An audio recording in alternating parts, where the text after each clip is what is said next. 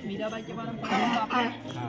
उनका यहाँ पे मंदिर देखने को मिलता है। सामने बड़ा वाला मंदिर जो देखते हो, इस मंदिर का निर्माण 8th सेंचुरी में बप्पा रावल ने करवाया। बप्पा रावल जो गुजरात इधर से इधर आए थे, मेवाड़ के अंदर राजपूतों की जो नींव रखी थी वो बप्पा रावल ने ही रखी थी।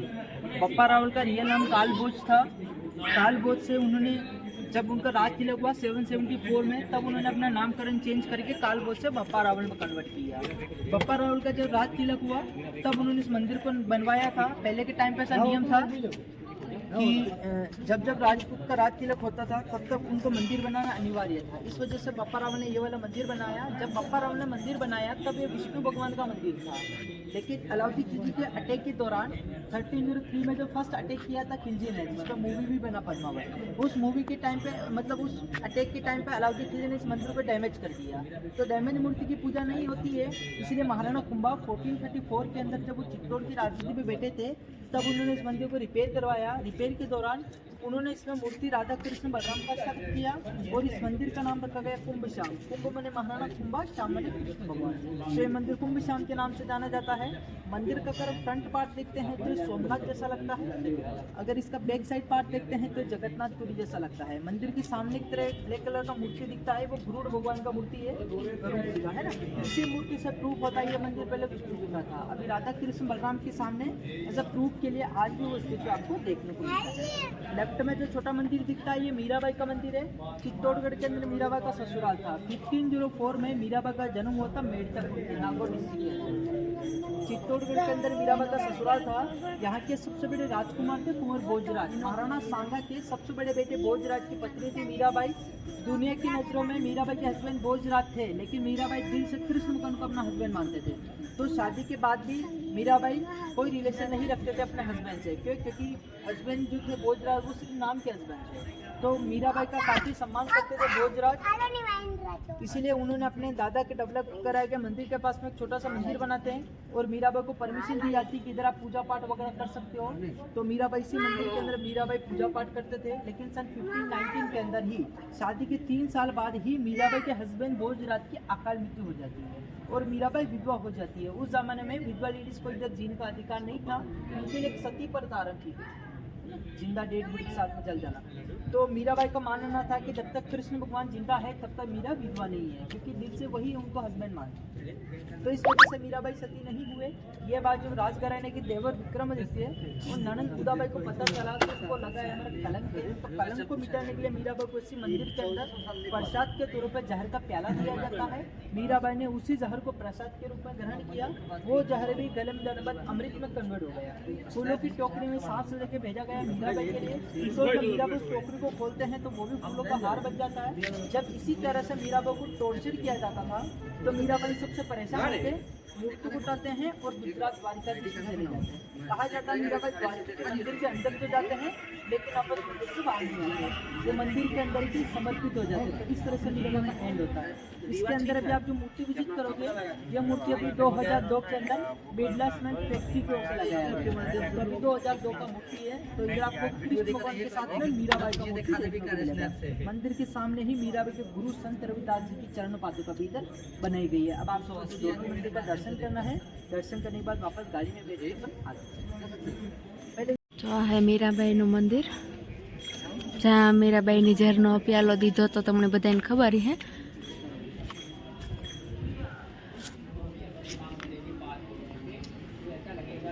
આ હે મીરાબાઈના જે ગુરુ હતા એના ચરણ પાદુકાના દર્શન આ થાય, પણ પહેલાં આપણે અંદર જઈએ।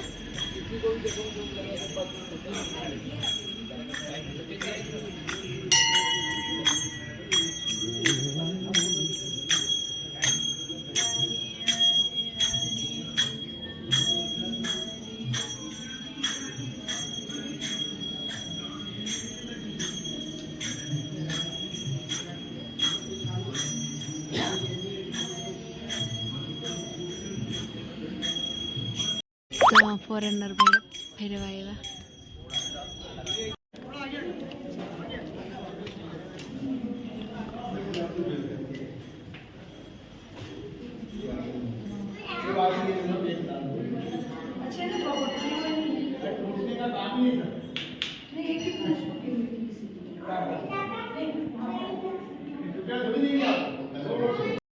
ये सारा सीताफल का खेती है।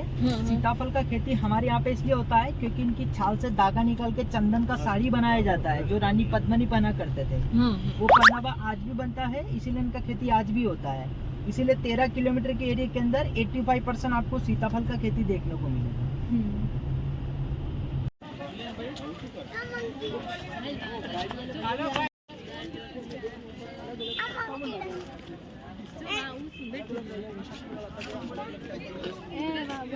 कुंभा ऐसे राजा थे, उनके शासनकाल में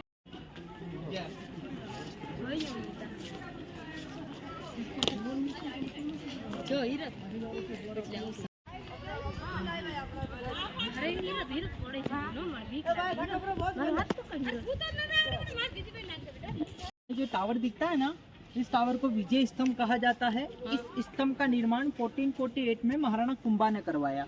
महाराणा कुंभा ने अपने टाइम पे 2 स्टेट को अकेला हराया, मतलब अपने राज्य में, अपने कार्यकाल में उन्होंने 2 स्टेट को अकेला हराया, मालवा और गुजरात। मालवा देश के महमूद खिलजी और अहमदाबाद के अहमद शाह अब्दाली, उन 2 स्टेट को जब महाराणा कुंभा ने अकेले हराया तो उसी की जीत के उपलक्ष्य में इस टावर को बनाया, जिसको विजय स्तंभ कहा जाता है। 122 फीट ऊंचा है और 157 सीढ़ियाँ हैं। 9 माला का बना हुआ टावर है।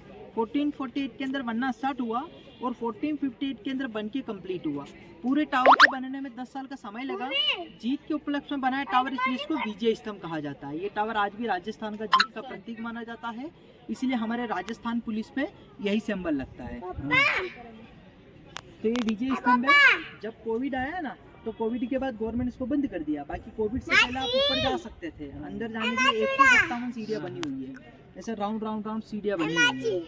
9 ग्रह होते हैं, उसी के अकॉर्डिंग 9 माला का बना हुआ टावर है। तो ये विजय स्तंभ है। किसी के पास में जो गार्डन दिख रहा है ना, ये वाला गार्डन एक जमाना था जब ये गार्डन का एरिया बहुत बड़ा एरिया था और इस एरिया में 50 फीट गहरा खड्डा था।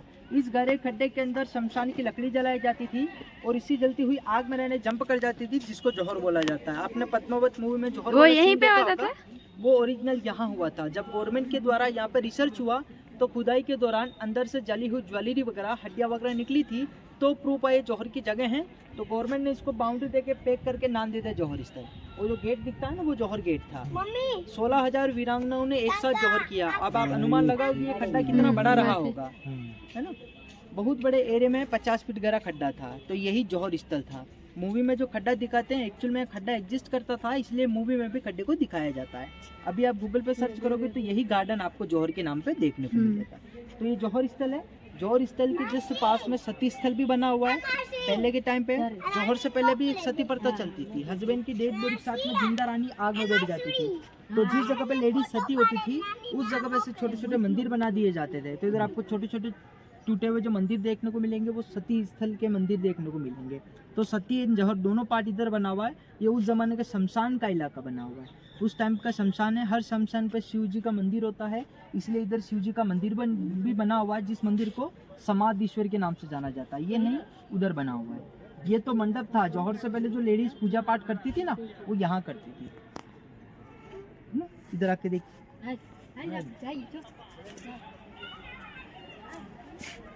देखिए ये पूरा एरिया जौहर स्थल था। वो ब्लैक बोर्ड के ऊपर जौहर स्थल लिखा हुआ है ना। वो जौहर गेट था और उसके आगे जो टूटे हुए मंदिर, छोटे छोटे चबूतरे दिख रहे हैं ना, वो सती स्थल था। वो जो गेट दिखता है वो सती गेट था। उस टाइम का शमशान का इलाका है। शमशान के इलाके पे स्थित शिव जी का मंदिर है, वो मंदिर है।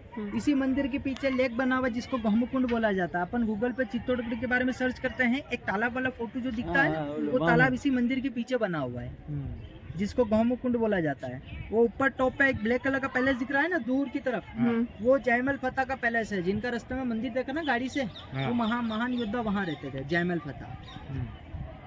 ये हवन कुंड दिख रहा है ना, अभी रॉयल फैमिली जिंदा है। वो साल में एक बार इधर आते हैं। होली के 10 दिन बाद जो एकादशी आता है ना, मतलब मार्च महीने की एकादशी को इधर आते हैं। यहाँ आने के बाद इस हवन में बड़ा यज्ञ करते हैं। यज्ञ करने के बाद उन वीरांगना को याद किया जाता है। उनकी याद में इधर जौहर मेला बढ़ता है हर साल, आज भी। इस वजह से यहाँ पे आपको हवन कुंड देखने को मिलता है। अब आप यहाँ से टावर का फोटो वगैरह नाम से भी जाना जाता है। जैसे वो उधर जौहर गेट है ना, उसी प्रकार ये सती गेट है। ये सारे सती स्थल है। ये शिव मंदिर है। इस मंदिर का निर्माण 11वीं शताब्दी में परमान शासक राजा भोज ने करवाया।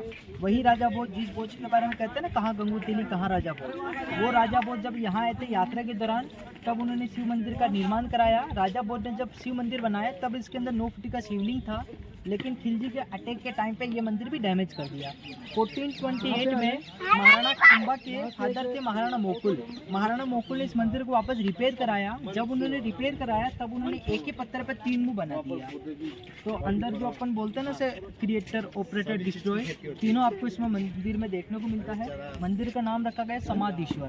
शमशान के इलाके पर स्थित मंदिर है, इसलिए इसको समाधीश्वर के नाम से जाना जाता है। जीवन का पूरा सार छिपा हुआ मूर्ति के अंदर, बचपन, जवानी और बुढ़ापा तीनों आपको एक ही मंदिर में देखने को मिलेगा। है ना? अभी मंदिर का दर्शन करके फिर पीछे से अपन लेक देखेंगे।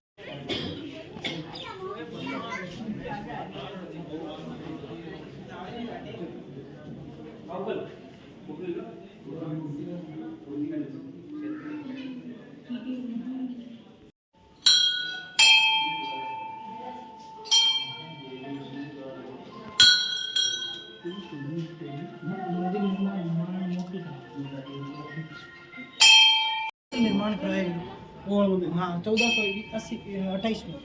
नंबर और ब्लैक कलर की होगा।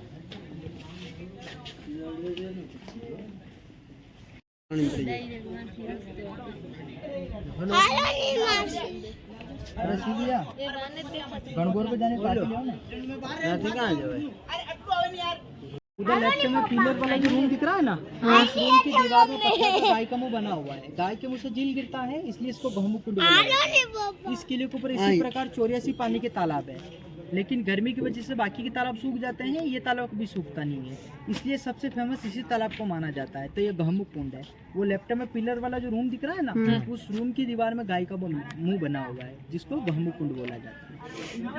इंटरनेट पे इसी का फोटो देखने को मिलता है, ऐसे ड्रोन से लिया हुआ फोटो जो इंटरनेट पे देखने को मिलता है।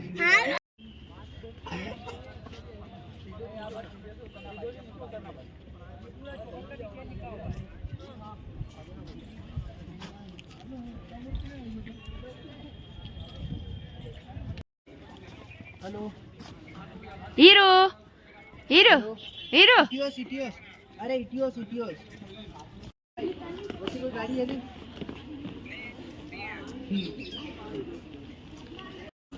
तुम्हारे खाऊ आइए दीदी, बेल खाओ, चना चटपटी बेल।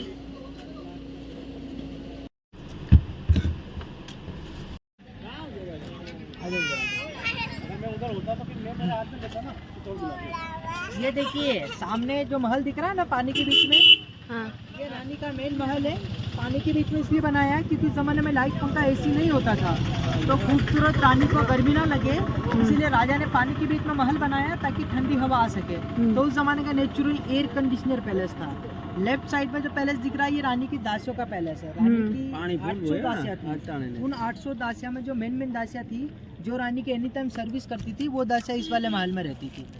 ये वाला जो महल का एंट्री 2005 में बंद कर दिया। पहले के टाइम पे बोट के द्वारा आना जाना होता था। जब से बोटिंग सिस्टम बंद हो गया तो गवर्नमेंट ने इस पैलेस को परमानेंट बंद कर दिया। बंद करने का एक कारण ये भी है कि यहाँ पे लोकल कपल वगैरह आते हैं ना, तो दीवार अपने अपने नाम वगैरह लिख देते हैं। महारानी पद्मिनी इतनी सुंदर थी कि ऐसा कहा गया उनके बारे में कि रानी जब पान चबाती थी ना, वो पान गाल में से दिख जाता था, और जब वो शरबत पीती थी वो शरबत गले में उतरता हुआ दिखता था। जहाँ से भी गुजरते थे वहाँ दूर दूर तक चंदन का खुशबू आया करता था। इतनी खूबसूरत थी रानी पद्मिनी। तो आपने पद्मावत मूवी में देखा होगा कि जो खिलजी ने रानी का प्रतिबिंब देखा था शीशे के जरिए, वो यही वाला पॉइंट है। इस महल के नीचे सीढ़ियाँ बनी हुई है ना, पानी वाले महल के नीचे जो पानी के पास में सीढ़ियाँ है, उधर रानी को बिठाया गया था। और उधर वो देखो आपको खिड़की दिख रहा है ना दासी वाले महल में, जहाँ जाली वाला, उस खिड़की के अंदर रूम है, उस रूम के अंदर शीशा लगा हुआ था। उसी रूम के अंदर खिलजी को खड़ा किया गया था और इनडायरेक्टली प्रतिबिंब दिखाया गया था। इस बात का कोई प्रमाण नहीं है कि यहाँ पे जो बिठाया था वो रानी को ही बिठाया था। पहले शीशा नहीं चलता था। पहले के टाइम पे 100% जो चांदी होता था, प्योर चांदी की प्लेट को शीशा माना जाता था। 100 मीटर की दूरी पे चांदी के शीशे में क्या ही चेहरा दिखा होगा, है ना। पहले रानी को बिठाया, रानी का प्रतिबिंब पानी में गिरा, पानी का रिफ्लेक्शन शीशे के अंदर गिरा, फिर इस तरह से इनडायरेक्टली दिखाया गया, क्योंकि डायरेक्टली नहीं दिखाते थे पहले, पर्दा पानी कांच के जरिए दिखाते थे, तो पर्दा पानी कांच के जरिए दिखाया गया था। इस महल में अभी के टाइम पे गवर्नमेंट ने गार्डन मेंटेन किया, रानी का खाना नहाना सारा इसी महल में होता है। ये सिर्फ बेडरूम का इसलिए छोटा बना हुआ है, पूरा फीमेल पार्ट था, और ये सिर्फ गर्मी के दिनों में रहने के लिए बनाया। पीछे रानी के भाई गौरा और बादल रहते थे, वो भी यहाँ के सेनापति थे, वो भी ऐसे ही शूरवीर थे, उनका भी गर्दन कटने के बाद दल लड़ता रहा। इस वाले महल में आप जा सकते हो, इस वाले महल का एंट्री बंद कर दिया, इसमें नहीं जा सकते। तो इसमें अंदर गार्डन बना हुआ है, 2-4 दासी का रूम बना हुआ है, और वो शीशे वाला रूम है। अभी उसके अंदर शीशा नहीं है, शीशा नहीं है, सिर्फ शीशे टाकने की जगह जरूर बनी हुई है, जिससे अनुमान लगाया जा सकता है कि किस तरह से शीशा लगा हुआ था। समझ में आया? माने जाते हैं, है ना। अभी के टाइम पर अपन फोटो घोड़े मतलब 7 हॉर्स का फोटो लगाता है ना ऑफिस में, घर पे पहले ऐसा ओरिजिनली बांधे जाते थे, तो इसके बाद बना हुआ है। पिलर के पीछे बड़ा होल दिख रहा है, वो वेटिंग होल था। रानी की सहेली चाची जब घूमने की आती थी तो पहले उनको પદ્માવતી રાણીની જે દાસીઓ થયું ને આ એનો રહેવાનું હતું, એ બધી અહીંયા રહેતી ને એનું એકલીનું હતું, એવા હે પણ એ બંધ થયા હું એવાથી દેખાડી તમને બધાને। डिजाइन उधर दीवार के ऊपर बनी हुई है, दीवार के ऊपर लागे फिर तो रूम बताई ना खवा दी जे काजे ना फंडो यार ठेकन ના હો ઠેકેન ન જવાય। जाओ पहले वही जा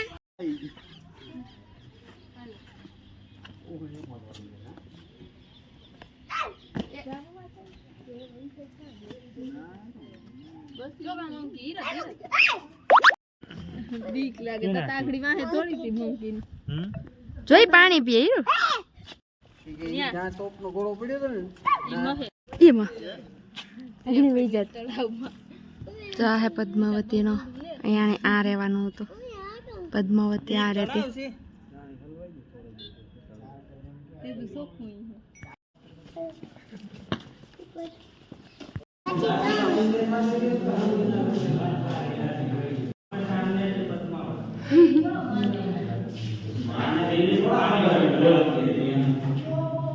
ઈનો કરે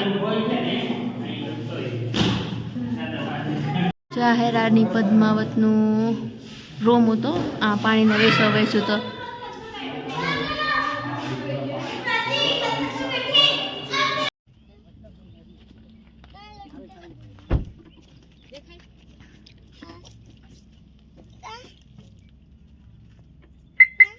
जो पहाड़ी दिख रहा है ना, हम्म पीछे वाला अरावली की श्रृंखला है, और उसके आगे छोटा वाला पहाड़ी दिख रहा है, स्लीपिंग माउंटेन है। देखने से ऐसा लगता है जैसे कोई सीधा बंदा सोया हुआ है, मुंह जैसा, पेट जैसा, फिर पाँव जैसा, शरीर जैसा दिखने के कारण लोकल लैंग्वेज में इसको कुंभकर्ण पहाड़ी कहा जाता है। उस पहाड़ी के आगे जो खाली जगह दिख रहा है जहाँ पे खेती हो रहा है, ये पूरा युद्ध का मैदान था। ये हाँ, जहाँ पे खेत बने हुए, ये लड़ाई का मैदान था। ये वो जगह थी, इस जगह पे लाखों सैनिक की गर्दन दर्द से अलग हुई, किसी का हाथ कटा, किसी का पाँव कटा। इसलिए कहते हैं कि मेवाड़ में खून सस्ता और पानी महंगा है, खून की नदियाँ बह गई थी, ये वो जगह है। ये जो गहराई दिख रही है 580 फीट की गहराई है। गहराई के जिससे नीचे घना जंगल है, ये जंगल किले के चारों तरफ बना हुआ है। पहले के टाइम पे जंगल में जंगली जानवर रखे जाते थे ताकि दुश्मन चोरी चुप के अंदर नहीं आ जाए, लेकिन अभी के टाइम पे जंगल में 25% चंदन का खेती होता है, और 27 से 30 प्रकार की नेचुरल फ्लानिन की जड़ी बूटियाँ का खेती होता है इस घने जंगल में। पूरे युद्ध स्थल में अलग अलग जगह पे अलग अलग छोटे छोटे गांव दिख रहा है ना, ये उस जमाने के सारा आदिवासी लोगों का एरिया है। अभी जनरेशन बदल गया है, इसलिए भी बदल गए। पहले जंगलों में रहते थे, लेकिन अब घर बना के रहने लग गए। उधर एक पिंक कलर का बिल्डिंग दिख रहा है ना, बड़ा अकेला है, सिंगल वाला, ये महाराणा प्रताप फाउंडेशन है। जो राजा है ना उदयपुर में रहते हैं, ये उनकी संस्था है। इस संस्था में लोग काम करते हैं, अनाथ बच्चे, विधवा महिला, अफाज बच्चे, लैले लुंगड़ा, आदिवासी लोग। इसी संस्था के अंदर रानी का पहनावा बनाया जाता है। आप जो किले के अंदर खेती देखते हो ना, सीताफल, गर्मी के टाइम पे सीताफल का छाल पेड़ से अलग हो जाता है, तो अलग उस छाल को नमक और चूने के पानी में गिला के उसमें से धागा निकाल के लकड़ी के चरखे के द्वारा साड़ी बनाई जाती है। साड़ी बनाने के बाद जंगल में से चंदन के पेड़ में से चंदन निकाला जाता है। चंदन को वेजिटेबल कलर में मिक्स करके उस साड़ी को लगाया जाता है। जो साड़ी चंदन के नाम से जानी जाती है, जो साड़ी महारानी पद्मनी पहना करती थी। इसलिए कहते हैं कि रानी जहाँ से भी गुजरती थी वहाँ दूर दूर तक चंदन का खुशबू आया करता था, क्योंकि पहनावा ही चंदन का पहना जाता था। चंदन का पहनावा इसलिए पहनते थे क्योंकि पहले की जो लेडीज होती थी वो अपना ज़्यादातर समय मंदिर में गुजारती थी, तो मंदिर में चंदन पवित्र माना जाता है, इसलिए पूरा पहनावा चंदन का पहना पहन के जाया करते थे। सेकंड बनाया जाता है तुलसी का साड़ी। किले के अंदर 113 मंदिर है, जो मैंने आपको एक पौधा दिखाया ना तुलसी का, हर मंदिर के अंदर 2 से 3 पौधे हैं। जब तुलसी का पौधे का जब समय होता है, जब मतलब सूख जाता है, तब उनको इकट्ठा किया जाता है। हमारे धर्म में उस पौधे को कभी जलाते नहीं है और ना ही कभी पानी में विसर्जन करते हैं। तो जब उनका समय पूरा हो जाता है तो आदिवासी लोगों के द्वारा सबको कलेक्ट किया जाता है, पाउडर फॉर्म में बना के वेजिटेबल कलर मिक्स करके एक साड़ी के ऊपर लगाया जाता है, जिसको तुलसी की साड़ी के नाम से जाना जाता है। पहले की जो लेडीज़ होती थी उनमें सोचने समझने की शक्ति बहुत ज़्यादा होती थी। कुछ लेडीज़ होती थी जिनको तेज़ गुस्सा आता था, उन लेडीज़ों का मन शांत रखने के लिए वो पहनावा पहनाया जाता था। गुस्से को कंट्रोल में रखने के लिए तुलसी का पहनावा पहनाया जाता था, क्योंकि तुलसी नेगेटिव एनर्जी को दूर करता है। जैसा आदमी को भी गर्म ज़्यादा गुस्सा आता है तो वो माला पहनते हैं ना हाँ तुलसी का, तो लेडीज़ के लिए साड़ी बनाया जाता है। तीसरा बनाया जाता है आयुर्वेदिक रजाई। जैसे जंगल के अंदर जो नेचुरल जड़ी बूटी होती है, आदिवासी लोग उन जड़ी बूटी को इकट्ठा करते हैं। इकट्ठा करने के बाद मेरीना ऊल के बेड़ के बालों में डाल के फिर वो रजाई तैयार करते हैं, जो घुटने कमर जोड़ के दर्द में काम लेते थे। उस टाइम पे पहले हॉस्पिटल वगैरह नहीं होता था, तो अपने अंदर के दर्द के लिए राजा महाराजा उसी रजाई को यूज़ किया करते थे। इसलिए उसको दुनिया का 8वां अजूबा के नाम से जाना जाता है। पहले के टाइम पे से बनने की जो कला होती थी उसको ताम्र पत्र को भी लिखा जाता था। उसी लिखावट के अकॉर्डिंग आज भी बनाया जाता है। आप जो 40 रुपये का टिकट लाए ना, 35 रुपये ही घूमने का चार्ज लगता है, 5 रुपये एक मेंबर का टैक्स कटता है, गवर्नमेंट इनको पे करती है। टिकट आपके पास है ना, उसके अंदर देखिए आप 5 रुपये एक मेंबर का संस्था को जाता है। क्यों? क्योंकि उसमें ज़रूरतमंद लोग काम करते हैं, अनाथ बच्चे, विधवा महिला, अफाज बच्चे, लले लुंगड़ा आदिवासी लोग। वो जो पहनावा है वो आज भी हम यूज़ करते हैं। जब राजा साल में एक बार इधर आते हैं ना, तो उनके लिए आज भी हम प्रजा है जो किले के अंदर लोग रहते हैं। तो साल में जब एक बार इधर आते हैं तो एक साड़ी एक रजाई हर परिवार में दान करते हैं। एक परिवार में एक साड़ी रजाई दान करते हैं। तो आज भी हम लोग वही यूज़ करते हैं। इसीलिए 3.5 किलोमीटर के अंदर 5,500 लोगों के बीच में एक भी मेडिकल स्टोर नहीं है। ये भी बहुत बड़ी बात होती है, 5,000 लोगों में एक भी मेडिकल ना होना, क्योंकि आज भी इलाज इधर आयुर्वेद से ही होता है। तो ये पहनावा आपको आगे देखने को मिलेगा। अभी अपन गाड़ी से आगे यहाँ युद्ध हुआ था, ये हाँ युद्ध भूमि है। ये युद्ध हुआ था। हाँ, रावल रतन सिंह, अलाउद्दीन खिलजी, जितनी भी जो लड़ाई लड़ी गई थी वो इसी जगह पे लड़ी गई थी। ये युद्ध भूमि था, युद्ध मैदान।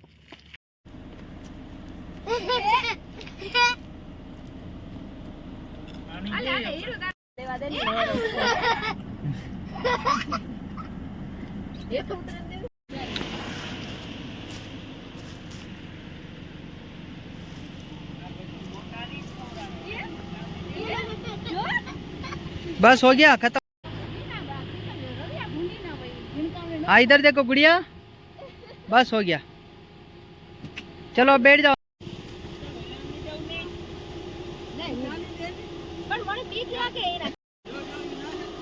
दे दो, ये सबको यही खाएगा, अब किसी को नहीं खाने देगा।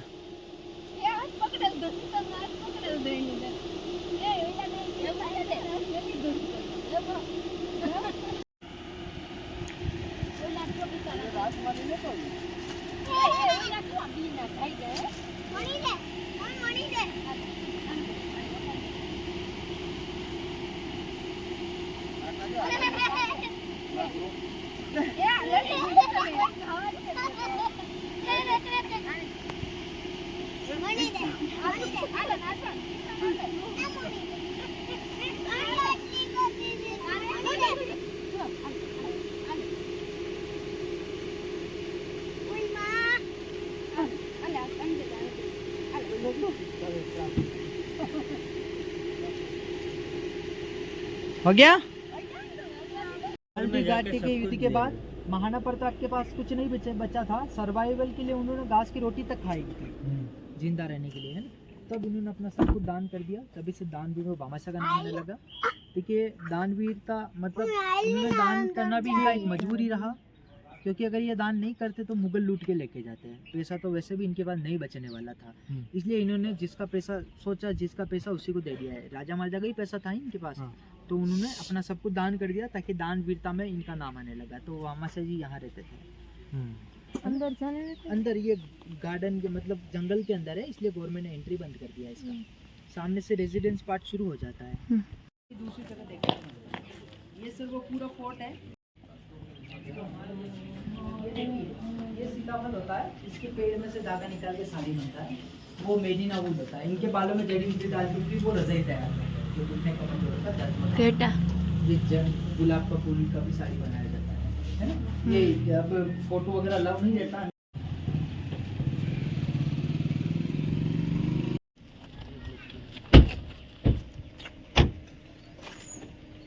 મેં આખું ફેરે નહીં વાને એટલે હે ને હોટેલી જતા નથી, પછી આ નાસ્તો કરવા આવ્યા એવું કે ખાવાનું જોડે આ તો જોઈએ ને પછી ખાઈ પીએ ને પાછા જાય ને હું એમ છેલ્લે છેલ્લે ત્યાં ગાંઠે કોઈલું બધું હાડીઓને બનાવે ને સીતાફળની સાઈલમાંથી ને કેરાના ઝાડમાંથી ને તુલસીમાંથી ને એવી રીતે તો એક મેં લીધી હેડીના ઓલા હોય ને જે રેસાયણામાંથી બનાવેલ હાડી હું તમને પછી આગળ રોમી જાય ને દેખાડી મને એક હાડી બહુ ગમે ગઈ જાય પછી મેં એક હાડી લીધી પણ ત્યાં અંદર વિડીયો ઉતારવાની મને આવતી ને પછી વિડીયો નથી બનાવતી બરોબર નીકળીને બનાવવા હે તો પહેલાં નાસ્તો કરી લે ને પછી આગળ હે ને દેખાડી તમને સાડી તો હાલે ભૂખ લાગી તો ખાઈ આવી ઓકે આવ્યા એમ બસ હોટેલ મારાથી તો બધું પડે છે મને તો લાગે એ સાવી ઓલા પર્સમાં હે જોજે તો મને તો ભૂખ લાગી ચચેટ માંથી એમ ખાલી પાર્સલ કરાવી લીધું आज पढ़वानी है पाको है 4-5 फेरे यहीं पढ़ती रही है ना रजत नाश्तो कर लिए नाश्तो करने बस बताइए काम प्लान वही आई डोंट नो तो हम खावा बैठा हटाने ट्रेने बैठी थी ट्रेने बैठी खावा जब परोठा ની अलग अलग वेरायटी है खबर नता क्यों हारू आवे એટલે પછી બધા લઈ લીધા જે ભાવે आ खाली मेथी वाला है ने सादा परोठा है पछी मिक्स परोठा है पछी आलू परोठा ने हीरू हाटू दही ने भात भाईबो तो ने हीरू तो हालो हवे मैं खाई लिए पछी पाछो हवे मैं खाई लिए पछी पाछो विडियो कंटिन्यू करी हूं हालो अटाणे है ने 6:30 जेवुं थयुं है ने एमे बधाई का जाए हीरू सीट जाऊ मॉल में जाए कई हाँ मॉल में जाए जो हीरो ने फेरवा हीरो ने क्या लेवू थी हीरो ने बधाई थी मंकी ज लेवो तो हाल है ना ત્યાં જઈને પાછો કન્ટિન્યુ કરીએ કેવો મોલ હે રવિને જોવે આવ્યા તે કે હાલો આપણે બધા જઈએ પાછા તે અમે તો હુવાઈ ગાંતાને ઉઠાડીને પાછા લીધા તે ત્યાં તમને દેખાડી પદ્મિની મોલ હે हारो है देखा तो फोटा જોઈએ thì हारो लेगो बने जेन જોઈએ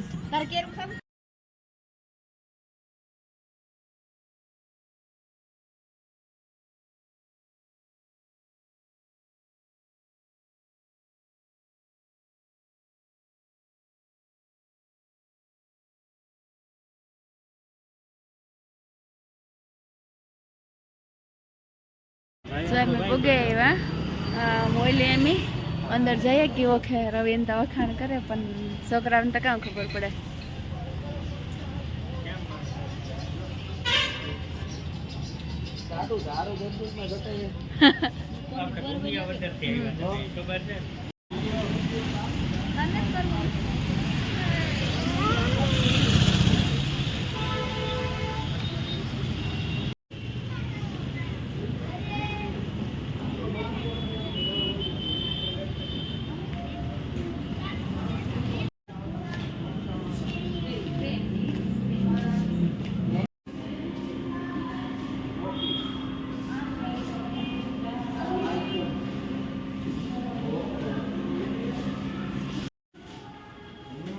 હું કે તારા જ બે ડમકતા નથી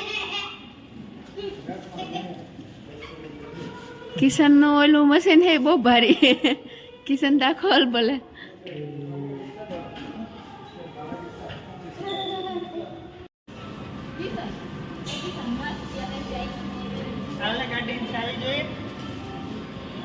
કઈ ભાઈ ભૈયા છે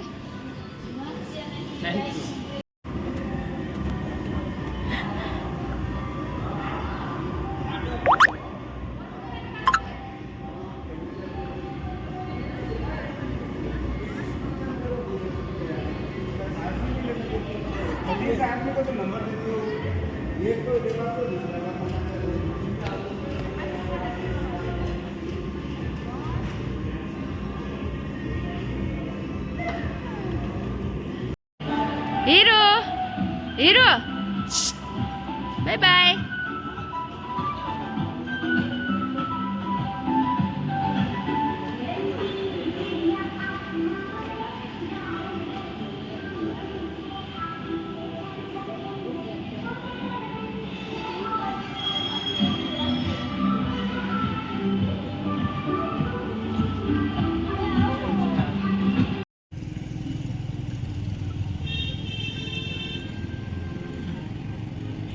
આમાં લીખે લેવા દે ને ભાઈ કનકોર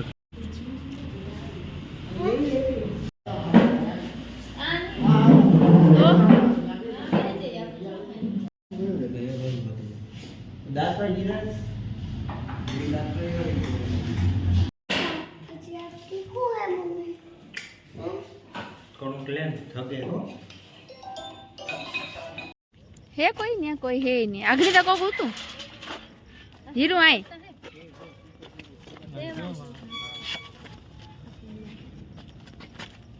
હાલ એમ પાછા ઉપર એમાં વ્યૂ જોવા પણ